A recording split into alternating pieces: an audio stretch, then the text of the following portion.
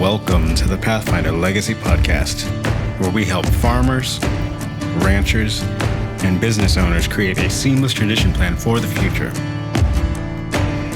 From retirement to ownership transfer, we protect what you've built and guide you every step of the way.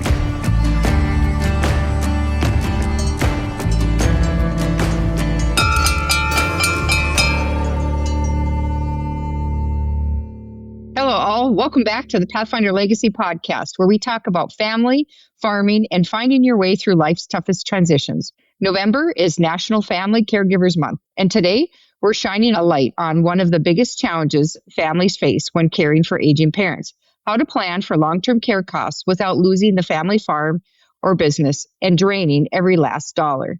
Joining me today is Attorney Valeska Hermanson from Hermanson Law, an expert in elder law and Medicaid planning. She's here to help us understand what families should know before a health crisis hits, from asset protection and eligibility rules to the myths that keep people from getting the help they deserve. So grab your cup of coffee, pull up a chair, and let's get to it. All right. Well, hello, Valeska. How are you today? I'm good, Heidi. How are you? I'm doing very good. Very good. So happy to have you on the show today. So why don't you go ahead for our listeners, tell them a little bit more about you and your practice. Okay.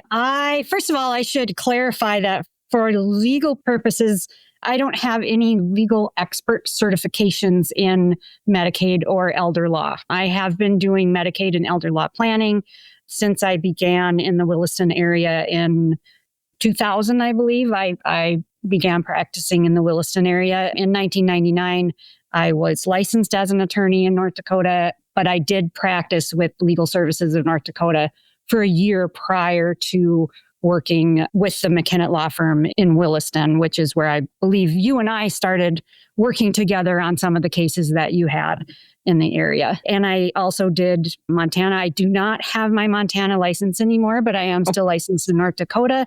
And after we moved to the Fargo-Moorhead area, which my husband remembers the dates more than me, but it was about 10 years ago, I got licensed in Minnesota. So I'm licensed in North Dakota and Minnesota. I do elder law planning, estate planning, trust planning and administration, and that does include Medicaid and some of that type of planning. So I've done it for a long time, but I don't have any expert certifications. Those certifications are available, but I have not pursued any of them because they take time out of my day, out of my life to pursue those.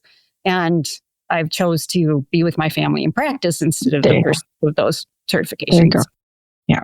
So and by all means, I can't advertise as an expert, but I've been doing it for a long time. Yes. Yes. And you've been practicing law for several years. Well, you've been. Yeah, we graduated. And when I say we, my husband, David, and I both graduated from the University of North Dakota School of Law in 99. That's when we moved out to the Williston area. We are now partners in the Hermanson Law. So we have our own practice. We work outside of our home, which is in the north part of Moorhead, Minnesota. And we have... What was your question again? You had a specific question. I was going there. I can't remember. Just you may not have that specific area of where you've got your certificate for the elder law and so forth, but you have been practicing law for a long time. Yes, doing estate planning. Things tangential to estate planning, real estate trust type stuff, which includes the elder law and the Medicaid since 2000. So So you definitely have a lot of experience in that, and you've seen the changes through each administration that's come through in the Oval Office and so forth, and how each time there's different changes and things that come through with legislature and what they're requiring, and having to keep up on some of those changes so that way you can best guide your clients. Yeah, and it was really disappointing when I first started practicing. It was easy to get a handle on things because when I started practicing, you could calculate out your period of ineligibility. So you could say, okay, I'm going to give away X amount of dollars. And I know that's going to qualify me or disqualify me for X amount of time. So if I keep this much money aside, I can pay my way past that period of ineligibility, because it wasn't a look back, it was a look forward. And then I want to say in like 2003, 2004, it was somewhere there early on. I had just got a grasp on that and I was ready to roll, and they changed all the law. So now you had to look back, and your period of eligibility or your period of disqualification didn't start until you made the application. So you couldn't calculate that out. You couldn't get past that anymore. It didn't start until you applied, and now and that was the bill I believe they called the nursing home bankruptcy bill, because it made it so that now, there's certain laws that make it so a nursing home can't kick out the person who's medically needy. And so now the Medicaid's not going to pay. The family doesn't have any money left because they had structured things so that the person doesn't have any money. And so the nursing home has to continue providing care, and they don't have any way to get paid. So that was a big thing. And eventually we found ways to try to work within the system that way. But the goal of Medicaid is to provide services to people who cannot pay their own way. And they were finding that too many people were able to work around that. And so they tried to tighten the screws, so to speak, so people would keep their own money to themselves so that they would pay their own way instead of giving away all their money and then relying on the government to pay, right, which is fair. But then again, you end up with people who have generational farms and things like that, where the only thing they own, they don't have a cash pool of money.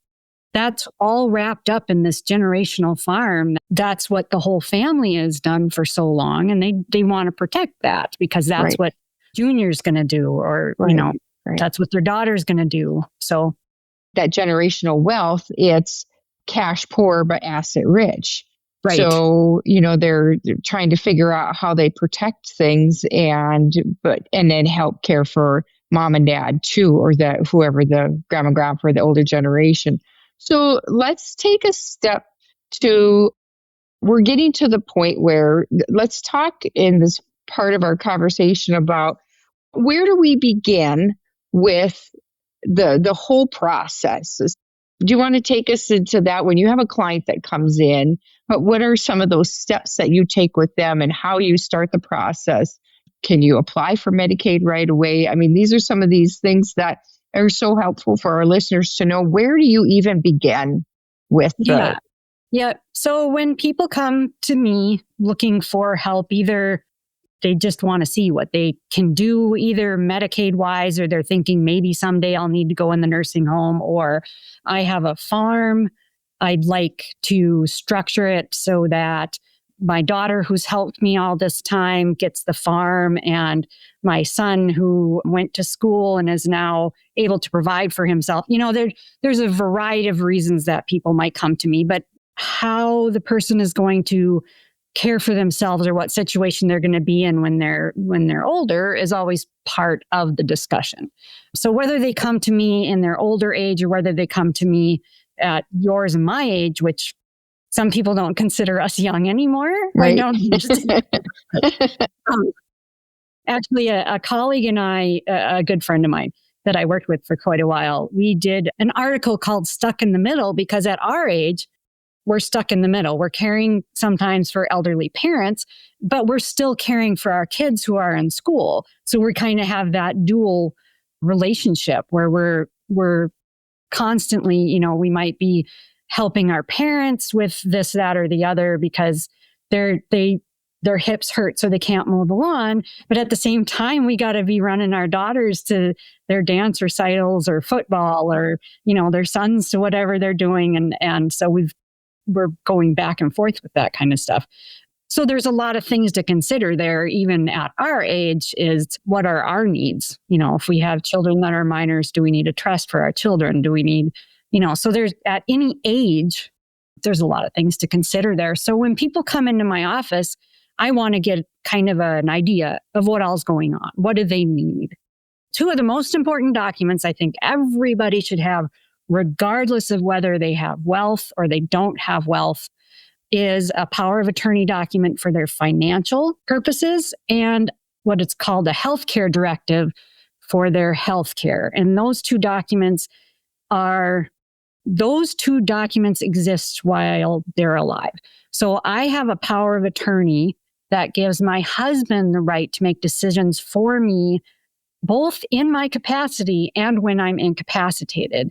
And he has the same for me. So he has given me authority to make decisions for him, both while he has capacity at his direction. I can't just sell a house all of a sudden and run off with all the money. Right. But in the situation where he actually was in Canada hunting bear, when we were selling our home in Williston to move to Fargo.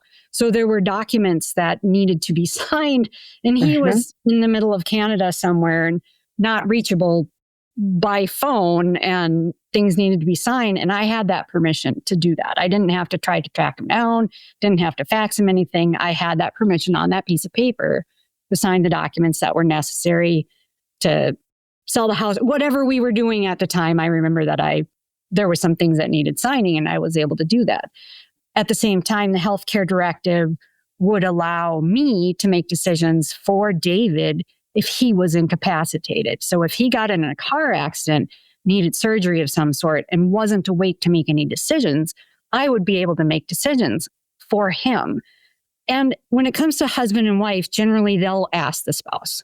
That's not a problem. But if I was a same-sex couple, if he was Davy instead of David, maybe that wouldn't be the case. Maybe, they would be looking for his parents to make that decision instead of me, even if I was the spouse, or maybe we hadn't gotten married. There's a lot of couples. Well, I actually have people in my family who are same-sex couples, but they're not married yet. Without the power of attorney document, I am sure that there are a lot of hospitals that would be very hesitant to allow the partner to make that decision. So in those situations in particular, it's really important to have those power of attorney documents. Power of attorney documents also nominate the person who would be the conservator if it turned out that somebody petitioned the court to appoint a conservator for the financial stuff. That also becomes important because you don't want drunk uncle making your financial decision. And again, in a same-sex couple situation, you don't want drunk uncle again, or maybe your parents aren't in support of your situation. Right. If your parents were to petition the court to be appointed the conservator of your finances, but the person you wanted and trusted to be in charge of your finances was your partner, whether it's a same-sex partner or not, actually, because there's plenty of spouses who the parents don't support. If you have that power of attorney in place and it nominates the person that you want to be your conservator, the court's going to give that nomination heavy weight. Parents would have to show that that person just truly was not capable and did not have your best interest at heart before they would ignore your wishes, because those are your wishes. So the healthcare directive then is the same thing, except it's for your healthcare. It's the person that would make those healthcare decisions for you. And you nominate the person who would be your guardian of your person if somebody went to the court and tried to get appointed guardian over you. So those are the two documents that I actually think are more important than anything else, because they nominate, first of all, if you're in a position where you're not able to make decisions anymore, it's too late to sign any documents. So that allows somebody to take care of everything else. Right. That person can set up trusts for you. They can make medical decisions for you. You've got that handled. I had a second of all, but I think that kind of covers the whole. Well, it's just that really peace of mind for your family that you're doing. So that way there's no guessing later on what they want, who should be in charge of the finances, who's going to be making those healthcare decisions. When you talk guardianship and conservatorship for our listeners, so most folks are familiar with the power of attorney documents or that language and what a healthcare directive is. But on the guardianship and conservatorship, do you want to give just a brief overview or just what the difference is between those two? The guardianship is the guardian of the person. So you decide where the person lives. You decide if the person is in a nursing home. You decide whether the person has a surgery, give consent to the surgery and stuff like that. The conservator is the conservator of the finances. So they pay the bills. So if the guardian says this person needs to live in a assisted living, the conservator pays the assisted living bill. So they have to kind of work together, but they are in charge of different things. It's kind of like the conservator takes care of the money and the assets. The guardian kind of does everything else in regards to the human being, the person. Over itself. them as a person. So in that case, that goes for either, I know we're not getting into this subject specifically today, but that's where you would have listed in your will. So those listeners out there, if you have young minor children, that's where you're going to list who's going to be their guardian at the time, because they're not of age to be able to handle them. Actually, my power of attorney documents, I do name who a parent would want to be the guardian and conservator of minor children if the person filling out the power of attorney is not capable of taking care of the children anymore. Because there are situations where a parent is still alive, but not capable of caring for the kids. Well, then you get your 2 cents on who it is that you trust to take care of your children. Yep, that's a very good point, because we don't have that crystal ball, and there could be something that happens where there's an accident or there's a health situation, and who is that next person in line, that plan B, to have as alternative or alternate people as a power of attorney. Something else that I just want to bring up is, so we're talking during lifetime, but when I was working in the trust world, a lot of people misunderstood how long a power of attorney how long you can act. And they're confused, thinking a power of attorney can go into infinity or indefinite. Power of attorney only goes during that person's natural life. Correct. So at the moment of death, the power of attorney, the agent under the power of attorney and the agent under the healthcare directive, that power ceases. It no longer exists. So you can't write any more checks. You can't, make any decisions, even with regards to burial or what funeral home the body goes to or anything. Your powers cease. Same with the guardian and conservator. At the moment of death, after death, the conservator needs to file a final report with the court, but doesn't have any authority to take any more directions without further direction from the court on that. I did want to also follow up with the healthcare directive. In a lot of healthcare directives, there is what's called a living will, which we really need a better name for, because people get confused with the will, the living will, the life estates. There's a lot of names that have living. Yes, a lot of definitions. Yeah, but the living will is really where people make end of life decisions. They say, do I want to be hooked up to machines that are artificially keeping me alive if I'm terminally ill and my death is imminent, which means very soon? Do I want things that are pumping my blood artificially? Do I want nutrition? Do I want hydration in those situations? And if people have strong feelings, in particular about having machines that are pumping your blood, machines that are keeping you alive artificially, it's important to put those decisions in writing, because the family needs to know that. Because otherwise, if you have one child that says, no, mom absolutely wanted this, and you have child that says, no, mom absolutely did not want this, you may have children that will never speak to each other again, ever. And the doctors will generally lean towards leaving a person plugged in, even if, and that's going to cost money, that's going to, and everybody feels very differently about it. I've had people say, well, what would you do? And I will never answer that question. I answer it for myself, but I'll never answer it for anybody else. I can explain what the different things mean, and that sometimes helps people decide. There is something on my forms that says that they will let the attorney in fact make that decision. So that's an option, but I always suggest that they make a decision, because leaving it to the family to make that decision is really hard on the family. It's one thing that they can do to settle the family's mind, to make their end of life easier on the family. Yep, yeah, absolutely. And to be able to focus on mourning. I'll talk about a situation that happened with my own family. This goes back to before I was even married. My mom is a nurse. She was still practicing nursing at that time.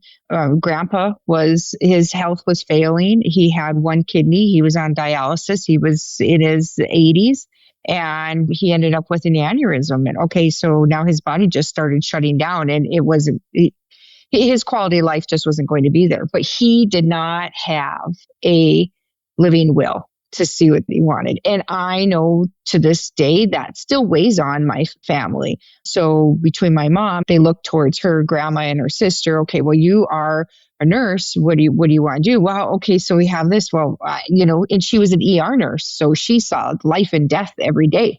So which direction do you go? This decision, and it always is going to be regret. Well, what ifs behind there? And I know those conversations did happen between the three of them with the grandma and her two daughters.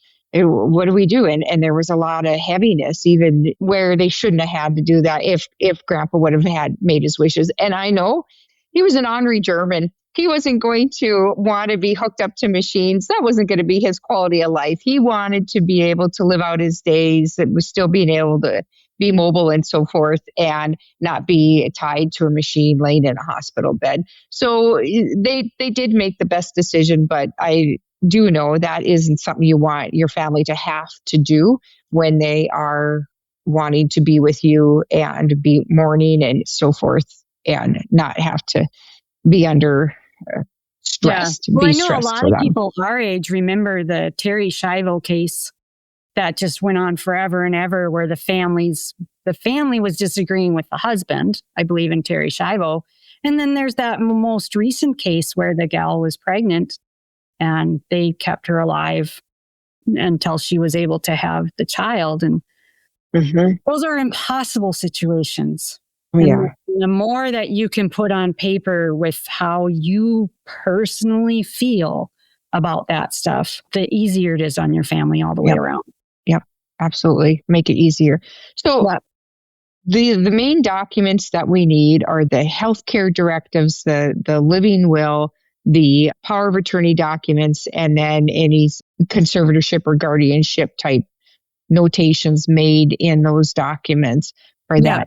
So before we move on to the next area, talk about how important it is. You talked a little bit about having the drunk uncle. Not appointing, making sure that you make the best decision possible when you are choosing who you're appointing. Okay, it's one thing if you have your spouse as the first alternative or alternate, but then you want to also have other alternates named as well. Yeah, you want it to be somebody you trust. These documents are documents that, as long as you have capacity to understand the documents, you can change them. So there's beauty in that for sure, because you have falling out with family members, or if it's a friend that you have or something like that. I know that there are bank trust departments and things that if you have a relationship with them and maybe you have a trust with them, they may be willing to be the agent on a power of attorney, but maybe they aren't, because I think less bank trusts departments are willing to do that now. So you do want to find a trusted person to do that. If you're a child that, you don't have a spouse yet, but, you're young, your parents are still alive, they have real good capacity. Maybe it's your mom and your dad, are one or the other, or one's first and the other one is your alternate. And then maybe you have elder siblings that you trust. Some people have cousins. And I know a lot of people, if it's a healthcare directive, they have kids that maybe are nurses. We have a son that is a nurse. We have him as, I think, our alternate on our healthcare directive. Our younger son lives closer, and he's actually really good with his money, at least. We think he'd probably be decent with ours. And so I believe he's the alternate on our power of attorney. So it is important to pick people that you trust and that you trust will do a good job. There is law which does regulate what these people should do. They have a responsibility to treat your money better than they would treat their own money. I know you know about fiduciary responsibility, Yes. But there are laws that do say if I was the power of attorney for somebody like my mom, but I took her money and I used it to buy myself a Lamborghini, my mom or my family could sue me for that because I wasn't using mom's money for mom. I have a responsibility to her to do right by her, use her money for her and in her best interest. I shouldn't be buying her a Lamborghini either, unless she has enough money that I can buy her a Lamborghini. She can use the Lamborghini and it also pay for all of the other things that she needs throughout her lifetime. So there are responsibilities there. As long as they've got supplement those funds there to cover them. But, keeping into their customary, when I was in the trust world, talking about what is their customary way of living, if that's how their standard of living is, okay, being able to keep up with that. Do they have the funds to support it? I want to remind listeners as well, if you are named as a power of attorney, make sure that you are keeping good records and bookkeeping. I always tell them you got to make sure you keep receipts on everything. And you and I talked earlier about this, making sure that you've got a separate checking account set up just for that. So that way you're not commingling where you're buying stuff for your mom and then you're turning around and reimbursing yourself back, where you should just have an account set up just for your mom. So she's got, it's right there. And then if you have siblings or other family members that want to look at the bookkeeping, they could come right to you and you're not having to open up your checkbook statement. You can just show them, okay, here's mom's statement. I have heard of a story where I was working, an individual was named as power of attorney and it was a nephew, and they were named as the POA, and then they just started spending money. And then at the end, after the aunt had passed away, now all of a sudden it's like, okay, you spent all of this money. Where are the records showing what you spent this money on? And was it a need or was it a want? And they ended up going to court for that. There were some, because there was a bookkeeping. So I don't recall how that case ended out, but they had to try to prove what they were doing and why they were doing it. So it's a privilege, but yet it's also the privilege that you need to make sure that you're doing your bookkeeping and your due diligence and not just taking that money and spending it and keeping separate books from your personal side. We were talking that it should really be treated as if it's a separate business where you keep completely separate records. You keep the money separate to the extent possible. If mom wants you to go buy her some groceries at Target, you use, maybe mom signs a check and you use her check. Maybe mom has a Target card and you use that Target card. If you're going to buy something from Amazon from mom, you don't use your Amazon account. Mom has an Amazon account. Mom has her address on the Amazon account. You use mom's card to get the Amazon thing that she wants, and it gets sent to mom's address. So I use the example as pudding. Mom's pudding goes to mom's address. You don't even have to be there for mom to get her pudding. And you don't have to say, well, that pudding that came to my house was actually mom's pudding and I brought it to her. And you can't track any of that, because if somebody does later go on Medicaid and you have all these purchases that came through your account, your Amazon, your Target, whatever, and then all of a sudden at the end of the month, you've written yourself a check to reimburse yourself. Even if that's true, Medicaid's going to say, no, you gifted mom the pudding and the clothes and the food and all that. And mom cannot gift you money back.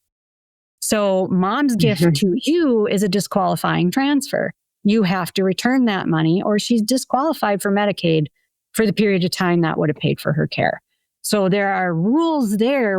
And even if you can prove, you can see that this is mom's size on these clothing. This is mom.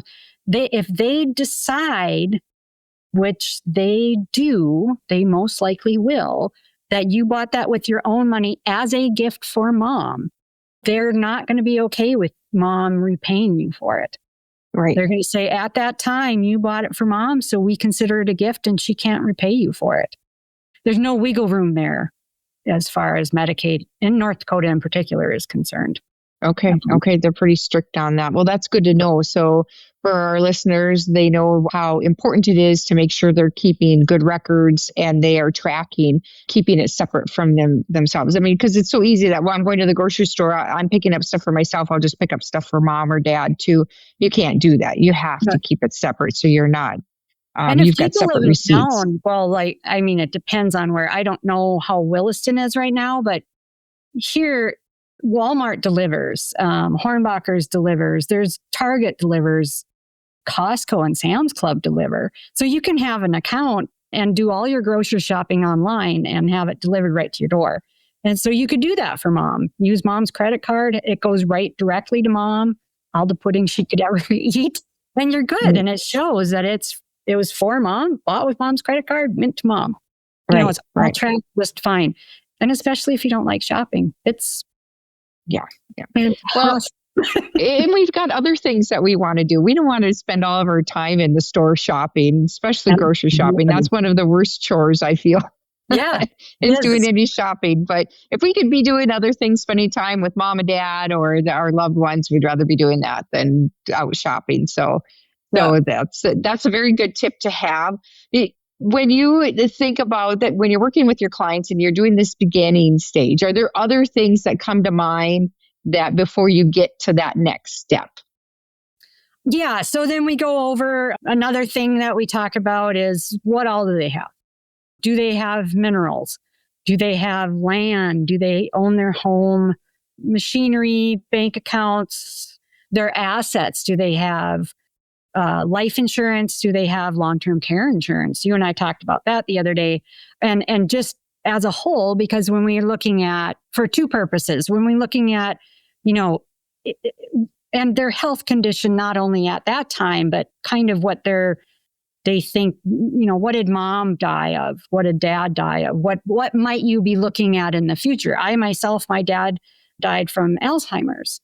And so that is something that I could potentially, because it does follow the woman line, I think more. My grandma also had it. So that's something that I could potentially have in the future. I think my parents on my mom's side, I think, died of cancer. So that's something that, when looking at that kind of stuff, helps me as an attorney say, okay, how do we, what ages, when would you be concerned about this? Do you want to consider getting long-term care insurance so that you can potentially, what would be your plan?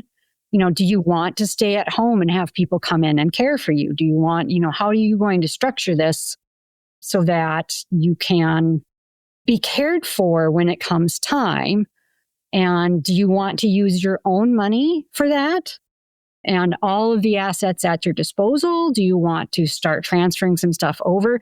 Do you own a business that you want to transfer over to the kids and maybe start structuring that so that the kids will take over the business? Because some people own, maybe there's I'm trying to think of gas station. Like they own a gas station and their son and his wife are going to take it over. Do you want to start selling a little bit of it or giving a little bit away every year so that as time goes on, it's not your asset anymore, but you're getting enough benefit out of it so that you can care for yourself, as time goes on. So there's a lot of that stuff that we need to get a handle on, all of the assets and all of the considerations when you're trying to figure out what's best for that person.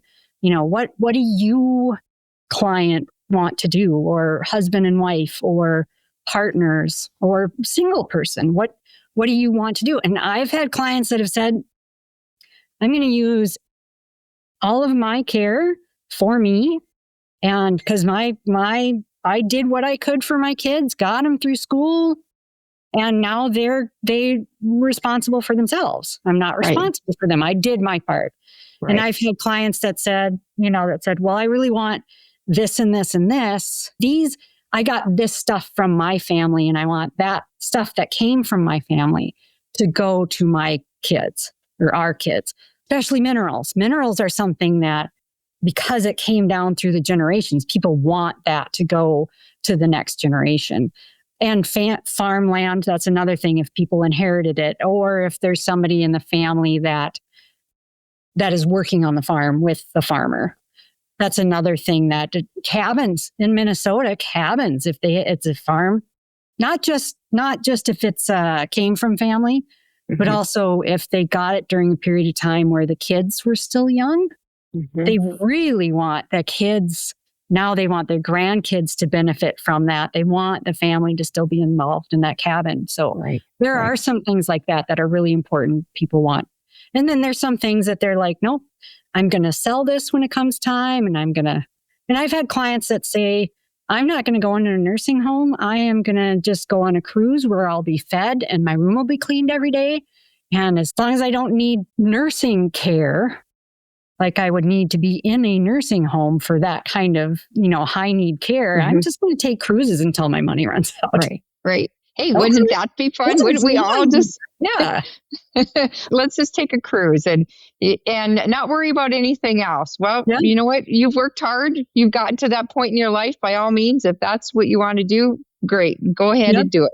Do you have those clients that really are passionate on going and traveling and seeing the world, and they work so hard for their funds, for their money, they're going to go and enjoy life? And then you have on the flip side, where you've got those families that say, no, I need to, you've raised your family.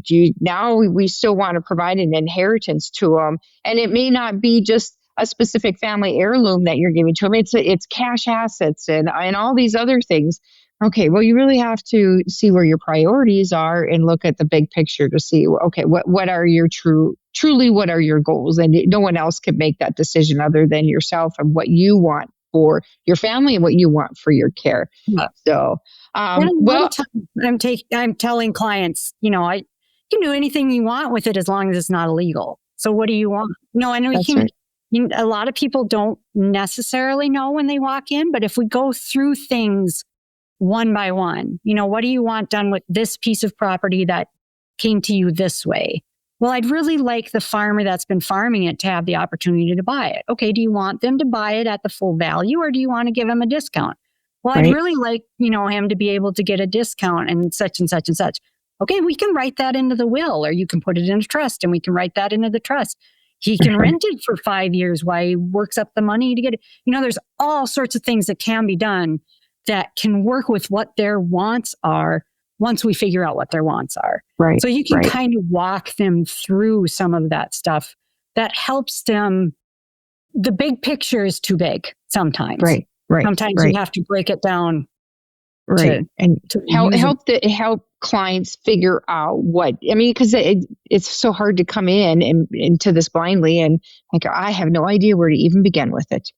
Yeah. So helping them break down what their assets are, what documents they need to start with, so you've got that first step and then you move on to the next step.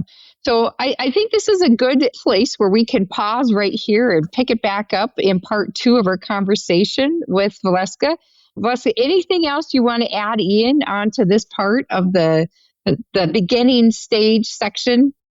I think the only thing on my notes is, as far as the power of attorney and the healthcare directive, is that when kids turn 18, especially if they're leaving the family, like they're going to college or they're going to go find their way, they're going out to Williston to make all that money on the oil field. Right. Really try to get those kids to do a power of attorney and a healthcare directive, because As soon as they end up in the hospital and mom tries to call and say, I'm so-and-so's mother, they can't even tell you if they're in that hospital unless you have some sort of medical authority for talking to the doctor or the nurses or they will not talk to you in some situations.